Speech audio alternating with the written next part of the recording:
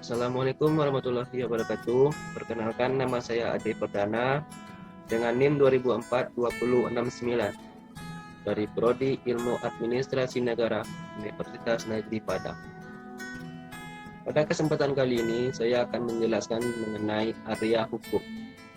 Baik, langsung saja kita kepada penjelasannya. Subjek hukum. Subjek hukum adalah sesuatu yang menurut hukum berhak atau wewenang untuk melakukan perbuatan hukum, atau kata lain segala sesuatu yang menurut hukum mempunyai hak dan kewajiban. Pada umumnya, subjek hukum adalah manusia dan badan hukum. Manusia sebagai subjek hukum. Dasar hukumnya. 1. Menurut hukum yang berlaku, setiap manusia mempunyai hak dan kewajiban. Hak dan kewajiban ini dilindungi oleh hukum. 2. Pasal 15 Undang-Undang Dasar 1950 ayat 2 bunyinya, tidak suatu hukuman pun mengakibatkan hukuman kematian, perdata, atau kehilangan semua hak-haknya. Badan hukum sebagai subjek hukum yaitu 1. Badan hukum adalah suatu perkumpulan orang-orang yang mengadakan kerjasama. Atas dasar ini merupakan suatu kesatuan yang telah memenuhi syarat. Badan hukum merupakan penuntut hak yang berjiwa. 2. Memiliki kekayaan yang terpisah dari kekayaan anggotanya. 3. Hak dan kewajiban badan hukum terpisah dari hak dan kewajiban anggotanya. Macam-macam badan hukum. 1. Badan hukum publik. 2. Badan hukum privat. 3. Badan hukum yang diadakan hukum privat atau sipil yang menyangkut keputusan pribadi. Objek hukum. Objek hukum adalah segala sesuatu yang berguna bagi subjek hukum, dapat dijadikan permasalahan hukum dan dapat dikuasai oleh subjek hukum. Objek hukum pada umumnya adalah benda. 3 syarat objek hukum yaitu 1. Berguna bagi subjek hukum. 2. Dapat menjadi permasalahan. 3. Dapat dikuasai. Peristiwa biasa dan peristiwa hukum. Peristiwa biasa. Peristiwa biasa adalah peristiwa tidak mengandung unsur-unsur hukum atau saksi. Contohnya makan, minum, tidur, berjalan, dan lain-lain. Peristiwa hukum adalah peristiwa kemasyarakatan yang akibatnya diatur oleh hukum. Contohnya perkawinan yang mengakibatkan adanya hak dan kewajiban suami istri yang diatur oleh hukum perkawinan. Peristiwa hukum meliputi 1. Peristiwa hukum karena perbuatan subjek hukum adalah semua perbuatan yang dilakukan manusia atau badan hukum yang dapat menimbulkan akibat hukum. Contoh perbuatan surat wasiat atau peristiwa pengibahan barang. 2. Peristiwa hukum yang bukan perbuatan subjek hukum adalah semua peristiwa hukum yang tidak timbul karena perbuatan subjek hukum, tetapi apabila terjadi dapat menimbulkan akibat-akibat hukum tertentu.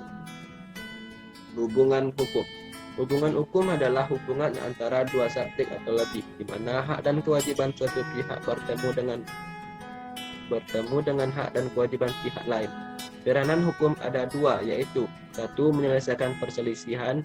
2. Melakukan suatu kegiatan. Fungsi hukum ada beberapa, antara lain 1.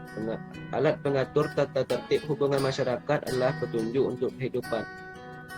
2. Sarana mewujudkan keadilan sosial lahir batin. 3. Sarana penggerak pembangunan.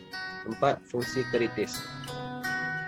Cakap. Untuk mengetahui apakah seseorang itu wewenang berbuat atau tidak, ada beberapa faktor yang membatasi seperti umur, kesehatan, perilaku.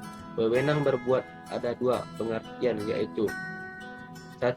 Cakap atau mampu berbuat karena memenuhi syarat hukum. 2. Kuasa atau berhak berbuat karena diakui oleh hukum walaupun tidak memenuhi syarat hukum. Orang-orang yang menurut undang-undang dinyatakan tidak cakap untuk melakukan perbuatan hukum adalah 1. Orang-orang yang belum dewasa, yaitu seseorang yang belum mencapai umur 18 tahun atau belum pernah melangsungkan perkawinan. 2. Orang-orang yang ditaruh di bawah pengampuan, yaitu orang-orang dewasa tapi dalam keadaan dungu, gila, mata gelap, dan pemboros. 3. Orang-orang yang dilarang undang-undang untuk melakukan perbuatan-perbuatan hukum tertentu, misalnya orang yang dinyatakan violent. Jadi, orang yang cakap untuk melakukan perbuatan hukum adalah orang yang dewasa dan sehat akal pikirannya, serta tidak dilarang oleh suatu undang-undang untuk melakukan perbuatan-perbuatan hukum tertentu. Kewenangan berhak. Kewenangan berhak atau kewenangan hukum adalah kewenangan untuk menjadi pendukung hak dan kewajiban dan kewenangan untuk menjadi subjek hukum. Kewenangan berhak seseorang lahir saat dia dapat lahir. Kewenangan ini juga berlaku bagi badan hukum sebagai subjek hukum. Manusia pribadi mempunyai kewenangan berhak sejak ia dilahirkan, bahkan sejak dalam kandungan ibunya, asal ia lahir hidup apabila kepentingannya menghendaki. Kewenangan berhak setiap manusia pribadi tidak dapat dihilangkan oleh suatu hukuman apapun. Hal ini ditentukan oleh pasal 3 KUHP DT yang menyatakan bahwa tidak ada suatu hukuman apapun yang dapat mengakibatkan kematian perdata atau kehilangan hak-hak perdata seseorang. Hak perdata merupakan hak asasi yang melekat pada diri pribadi setiap orang. Hak perdata adalah identitas manusia pribadi yang tidak dapat hilang atau lenyap. Contoh hak perdata ialah hak hidup, hak memiliki, hak untuk kawin, hak untuk beranak, hak waris, hak atas nama, dan hak atas tempat tinggal. Baiklah, hanya sekian. Baiklah, demikian pembahasan dari saya. Semoga bermanfaat bagi kita semua. Apabila ada kesalahan, saya mohon maaf. Saya sudahi dengan Assalamualaikum warahmatullahi wabarakatuh.